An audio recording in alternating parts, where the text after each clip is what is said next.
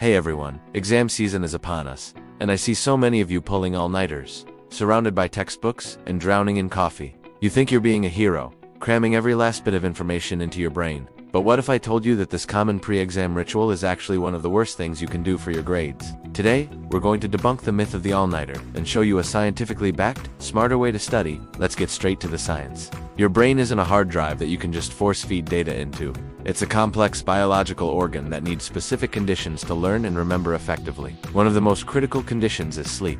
When you study, you're creating new neural connections, but these connections are fragile. It's during sleep, particularly deep sleep, that your brain solidifies these connections. Think of it like this. Studying is like writing on wet cement. Sleep is the process that allows that cement to harden, making the writing permanent. So when you skip sleep to study all night, you're essentially writing on wet cement and then immediately washing it all away. You might feel like you know the material at 3 in the morning, but your brain hasn't had the chance to perform its crucial memory consolidation process. This process, called synaptic consolidation, happens while you're dreaming away. Your brain replays the day's events, strengthens important memories, like those chemistry formulas discards the unimportant stuff, like what you had for lunch. Without sleep, this entire filing system collapses.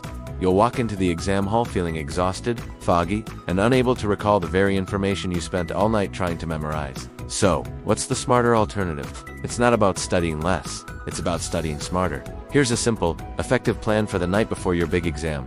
First, stop introducing new information a few hours before you plan to sleep. Your goal now is not to learn, but to review.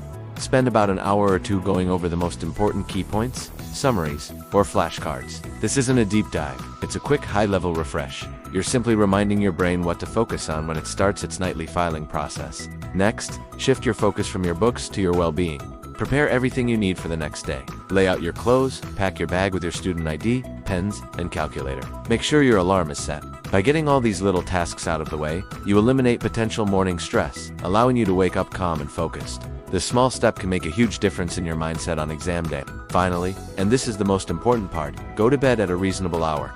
Aim for at least 7 to 8 hours of quality sleep. This isn't a luxury, it's a strategic part of your study plan. By giving your brain the time it needs to consolidate all the information you've reviewed, you're ensuring that it's accessible when you need it most. You'll wake up feeling refreshed, mentally sharp, and more confident.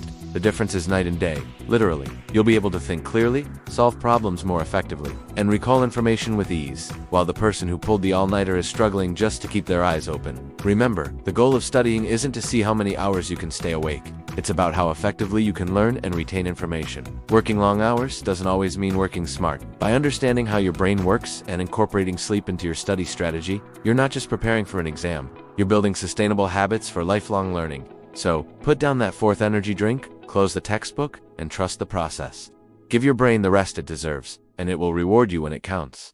You've got this. Go out there and be brilliant. Thanks for watching, and if you found this helpful, give it a like and subscribe for more tips on how to work smarter, not harder. Good luck on your exams.